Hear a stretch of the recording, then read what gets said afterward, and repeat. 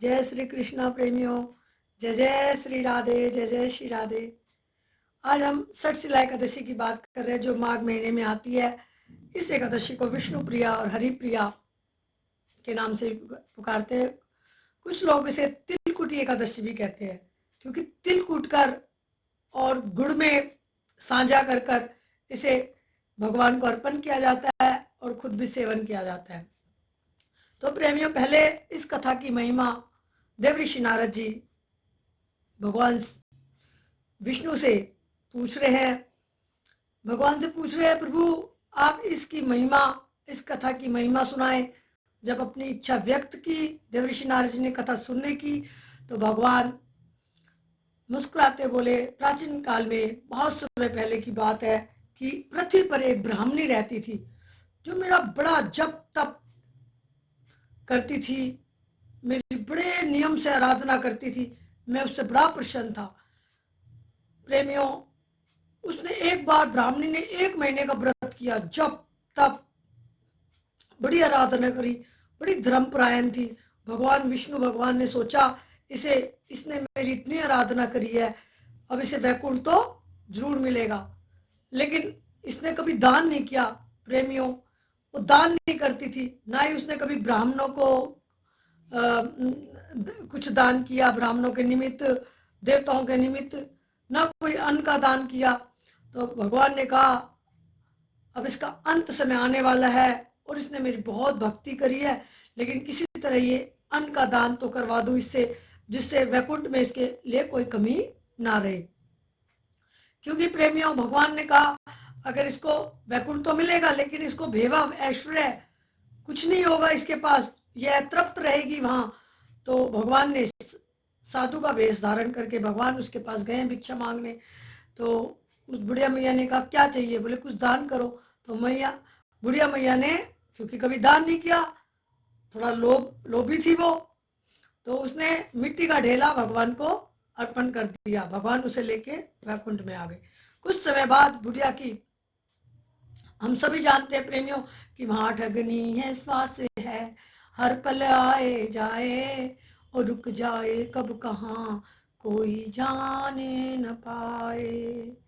सबको जाना है, जिस तरह हम आने का टाइम निश्चित है, उसी तरह जाने का भी। तो प्रेमियों, बुढ़िया मैया चली गई, उसका अंत समय आया, उसे वैकुंठ प्राप्त हुआ, क्योंकि उसने बड़ा जप तप किया था और उसने अपने शरीर को एकदम शुद्ध कर लिया था जप तप से, तो उसे वैकुंठ की प्राप्ति हुई। लेकिन जब उसे वैकुंठ में एक कुटिया मिली, लेकिन उसमें कोई वैभवता कुछ भी नहीं था, खाने पीने का कुछ नहीं, और वो बुढ़िया एकदम से घबरा सी गई। बोले, अच्छे, इतनी सुंदर कुटिया मुझे मिली और इसमें कुछ नहीं। उसने भगवान के पास गई और भगवान से बोली, प्रभु मैंने तो आपका बड़ा व्रत जब तप किया और आज। तो भगवान ने कहा, देखो मैया, आपने जब तप व्रत तो किया, लेकिन आपने कोई दान नहीं किया, तो इसी कारण आप ऐश्वर्य वैभव से, तो भगवान ने कहा, ये वैभव, ये ऐश्वर्य आपको तभी मिलेगा। और भगवान से जब उसने उपाय पूछा, तो भगवान ने कहा, तुमसे मिलने देव कन्याएं आएंगी, तुम अपने घर जाओ, लेकिन जब देव कन्या आए तुम दरवाजा बंदी रखना, खोलना मत। उनसे कहना, मैं जब दरवाजा खोलूंगी जब तुम मुझे सठशिला एकादशी की कथा और महिमा सुना दोगी, कथा महिमा और विधि बता दोगी। तो मैया ने ऐसे किया, देव कन्या आई मिलने मैया से, मैया ने दरवाजा नहीं खोला। बोले, मैं जब दरवाजा खोलूंगी। उन देव कन्याओं ने सठशिला एकादशी की कथा सुनाई, महिमा सुनाई और उसको करने की विधि बताई, तब दरवाजा खोला। अब उसके प्रभाव से, कथा सुनने के प्रभाव से मैया बड़ी रूपवान हो गई, एकदम तुरनी अवस्था को प्राप्त हुई और रूपवान हो गई, सुंदर।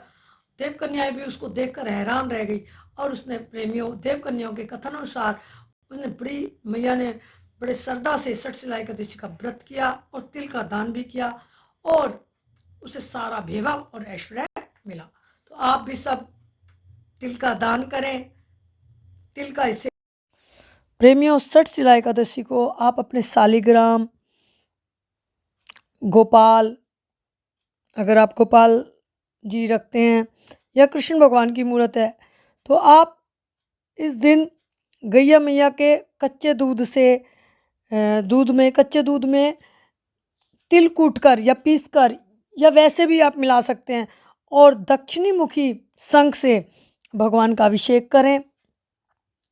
हमारी एकादशी क्या है प्रेमियों? उपवास भगवान के पास, पांचों हमारी क्रम इंद्रियां, पांचों ज्ञान इंद्रियां और एक मन, यानी कि सारी इंद्रियां हमारी भगवान के चरणों का चिंतन करती रहे।